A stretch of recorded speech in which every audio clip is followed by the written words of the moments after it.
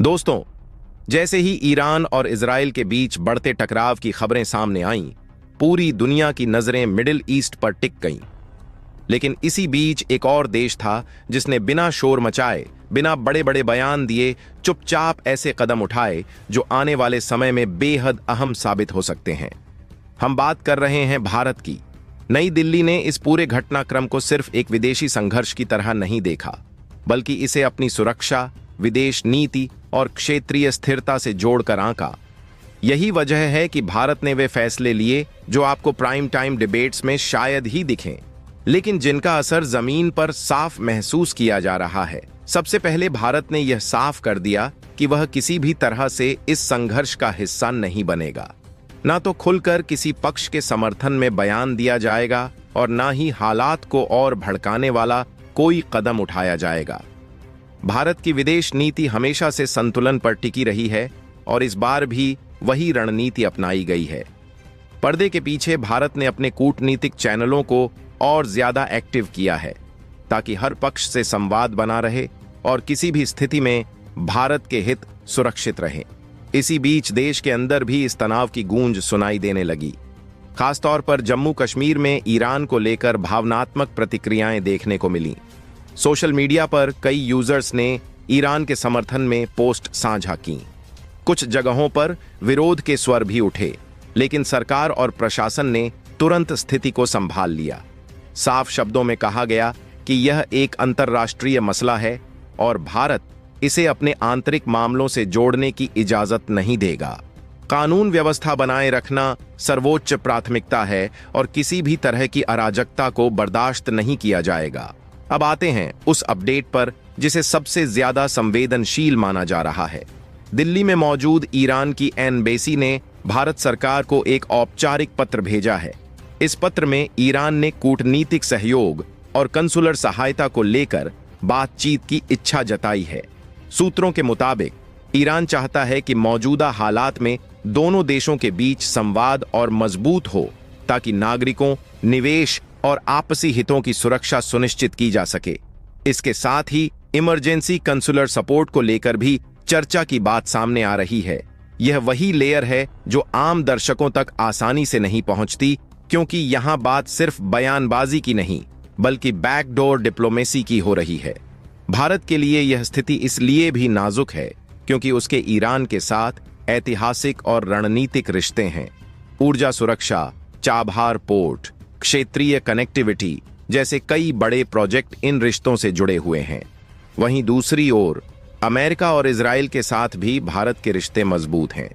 ऐसे में किसी एक तरफ झुकना भारत के लिए भारी पड़ सकता है। इसी कारण भारत ने अभी तक किसी भी पक्ष को सीधे दोषी ठहराने से परहेज किया है। प्रधानमंत्री की ओर से कोई आधिकारिक बयान नहीं आया है और सरकार की तरफ से भी बेहद सधे हुए शब्दों में प्रतिक्रिया दी जा रही है। हालांकि पर्दे के पीछे गतिविधियां तेज हैं।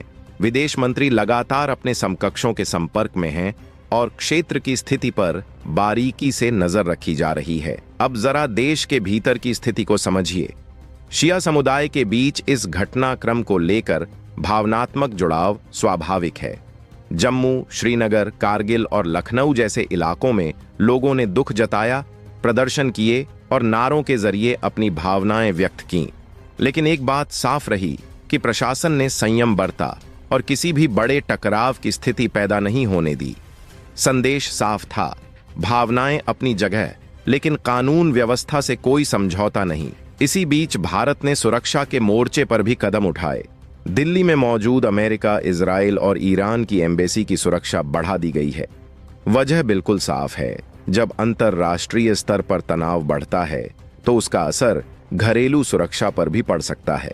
भारत किसी भी तरह का जोखिम नहीं लेना चाहता, खासकर तब जब पड़ोसी देशों में इस तरह के हालात पहले ही देखे जा चुके हैं। अब बात करते हैं उन फैसलों की जो सीधे आम भारतीयों को प्रभावित करते हैं।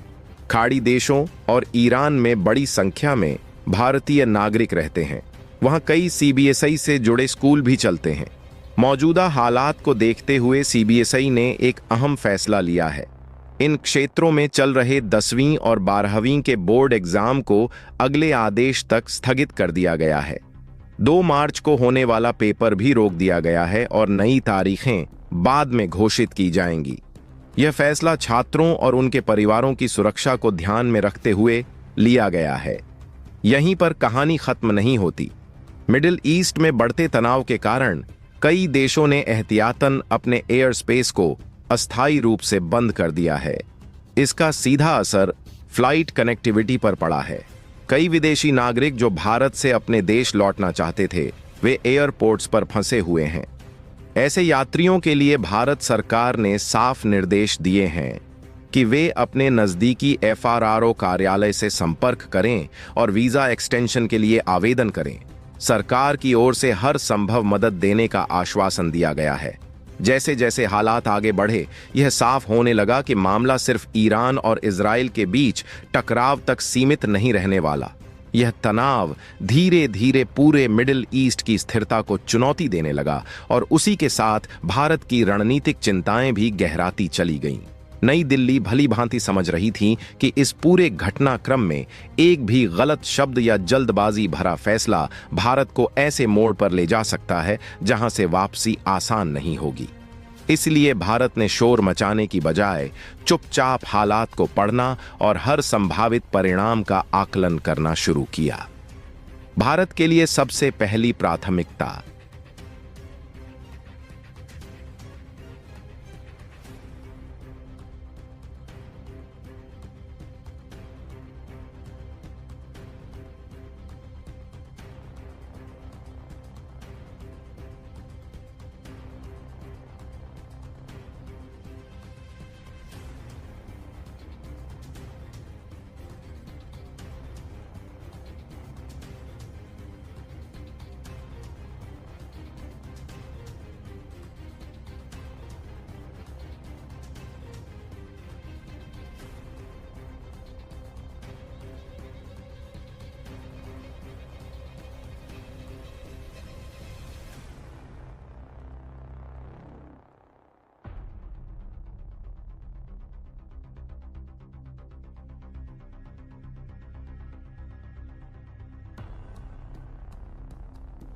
अपने नागरिकों की सुरक्षा थी।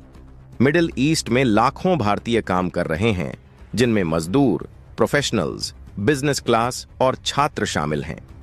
किसी भी बड़े टकराव का सीधा असर इन लोगों पर पड़ सकता था। यही वजह रही कि भारत ने अपने दूतावासों को हाई अलर्ट पर रखा। इमरजेंसी संपर्क नंबर सक्रिय किए गए और यह सुनिश्चित किया गया कि किसी भी परिस्थिति में भारतीय नागरिक अकेले न पड़ें। यह सब ऐसे समय में किया गया जब हालात घंटे दर घंटे बदल रहे थे। कूटनीतिक स्तर पर भारत ने बेहद संतुलित लेकिन सख्त रुख अपनाया। दुनिया के कई देश खुलकर किसी एक पक्ष के समर्थन में बयान दे रहे थे, लेकिन भारत ने ऐसा करने से परहेज किया। इसके पीछे वजह साफ थी।